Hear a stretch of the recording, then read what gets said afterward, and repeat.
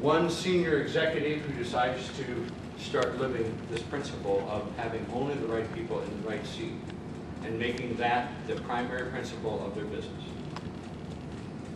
I put every person where they belong. I give them the chance to make their highest and best contribution.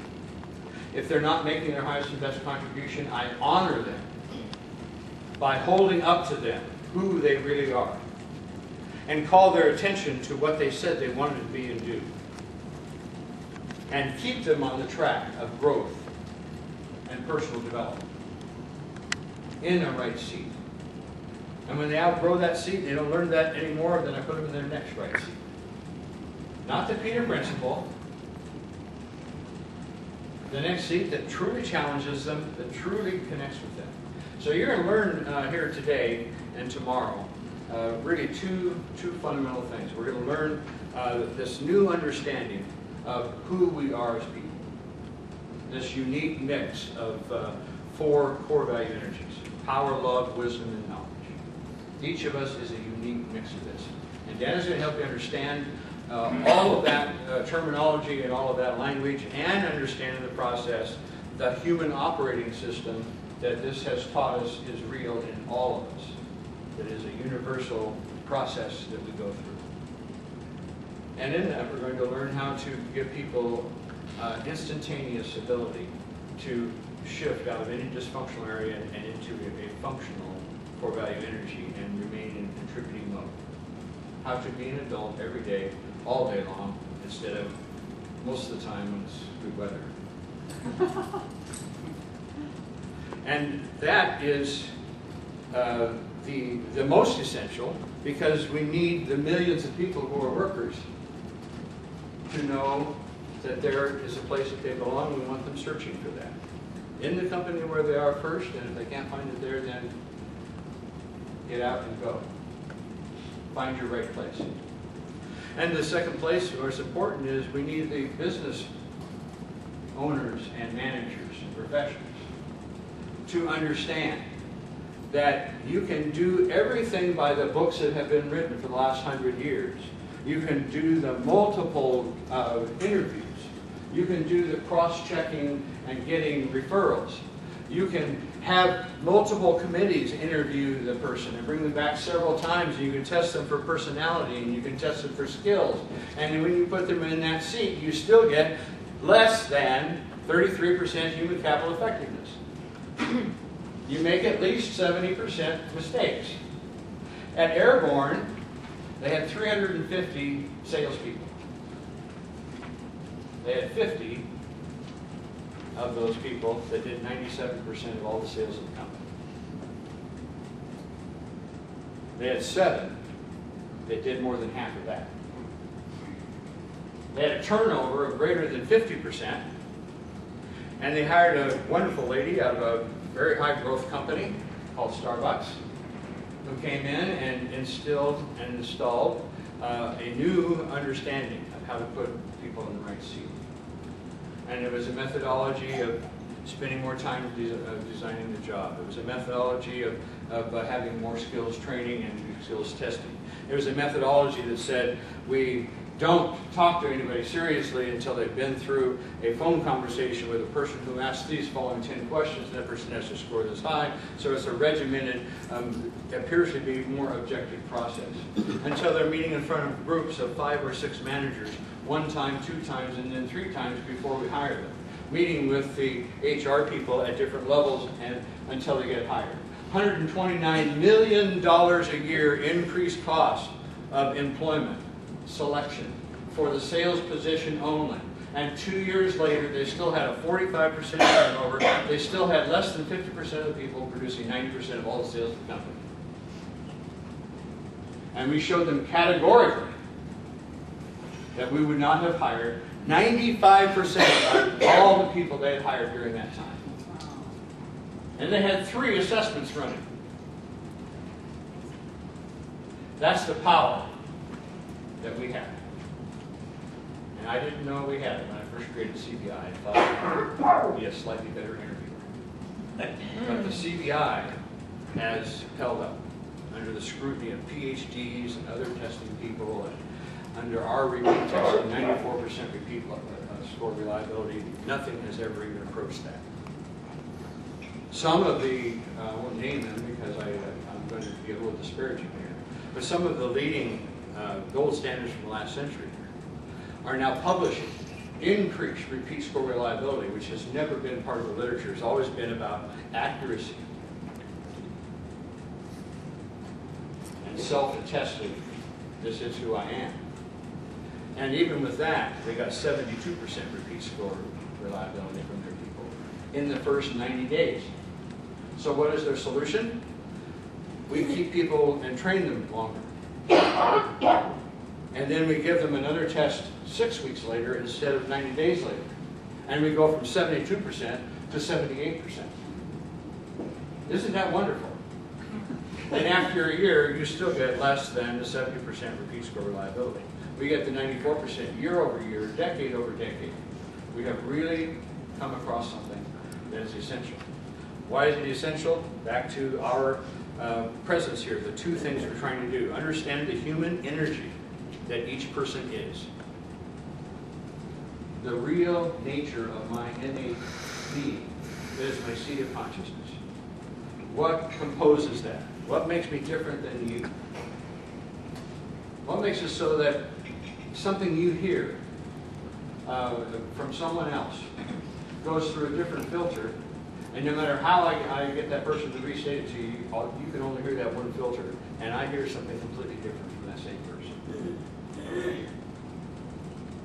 It's his core nature and the degree of warping we have.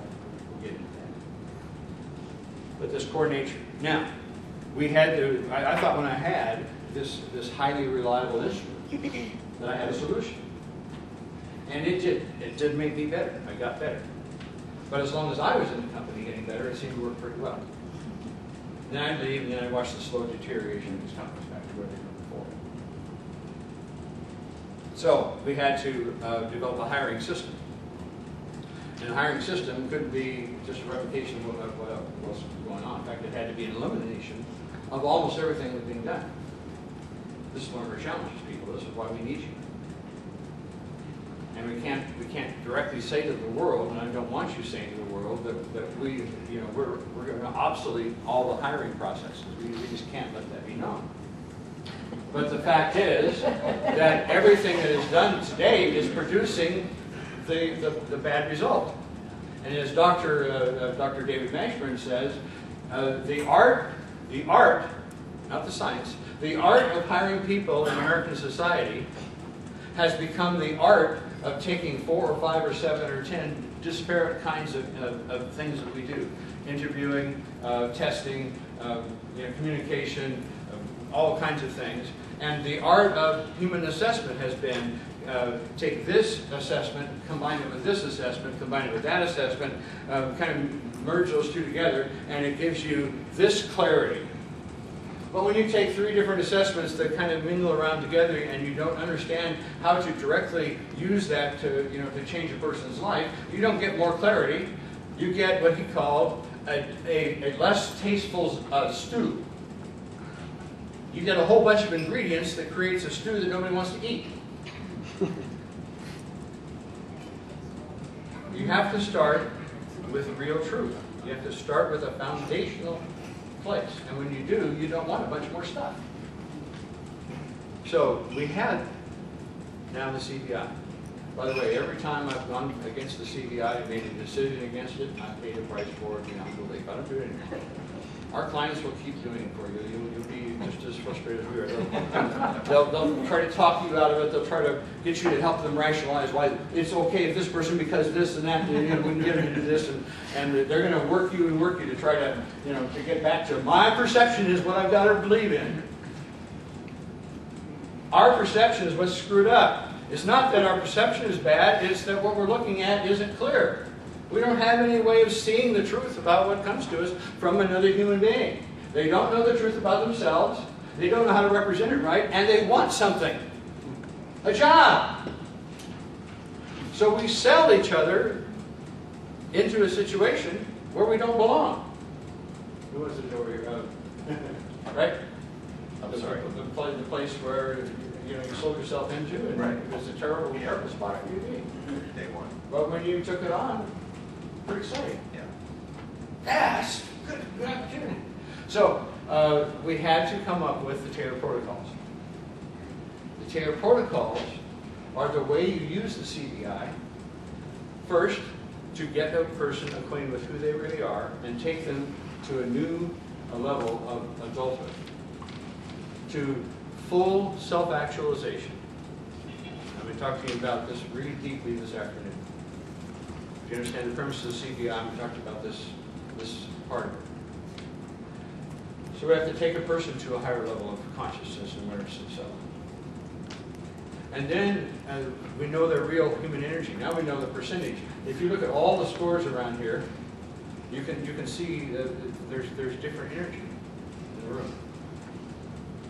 And each of you has quite a different score, and you're going to hear completely different things from this training. That's the proof of the pudding. You hear completely differently because you're different energy. So we now have a measure of the real human energy that is sitting across from me. I know that better than that person knows it. You will know that with the CBI better than that individual knows. You will know their likely responses to everything. You will know they're probably what they believe, foolishly, and what you're going to hold on to. You're going to know their conflict strategies that they probably go to most often. You don't know it absolutely, but with a question, is that true or not, you're dead on. And you will also be able to see how to move them to their next level. And then we're going to show you, with our human operating system, we're going to show you a new level of human adult consciousness. This is a new pathway to higher consciousness. Elevation of human operating internally to a higher level that really answers the question we've been searching with Eastern religions and meditation.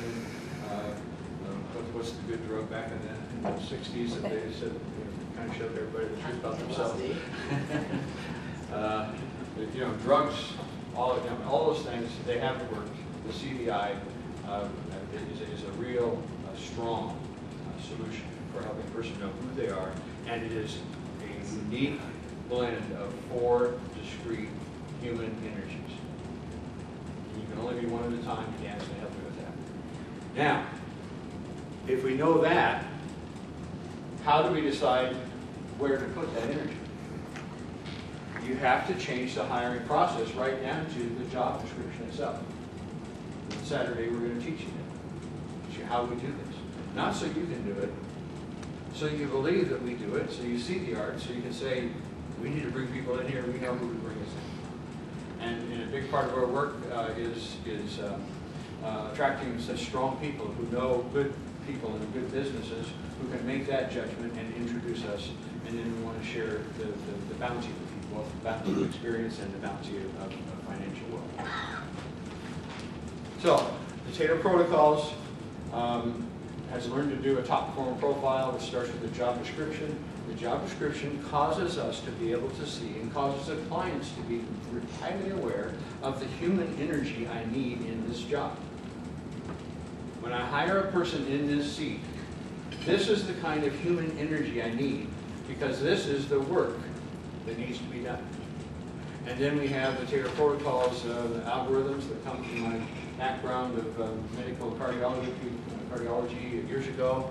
I created with Dr. Ed Geiger down in Florida the world's first non-invasive cardiac output computer, which is another way of saying we use an ultrasound transducer to look to see if we should do open heart surgery. We did it automatically. And I developed the algorithms that looked to see the nature of the left ventricle, which is the primary pump of the heart. And then a few years later, I developed the world's first IBM compatible speech recognition system. And we took a $40,000, 2,000 worldwide systems to under $400 and tens of thousands of speech recognition systems going out on IBM PCs. Same algorithm, pattern recognition, pattern matching. Now we're using that to look at the pattern of core value energy we need in a given job and be able to automatically see Kirsten, how close is she to the ideal of what we know the English is going to be. And we can talk very seriously about where it's on and where it's off, and how big a issue is it? How are we going to deal with it? That was a big part of our conversation, wasn't it, Bill? Yes. Who you really are, right? How that's actually going to show up. And what are we going to do about it? Because you're not perfect for the job, are you? So it's not about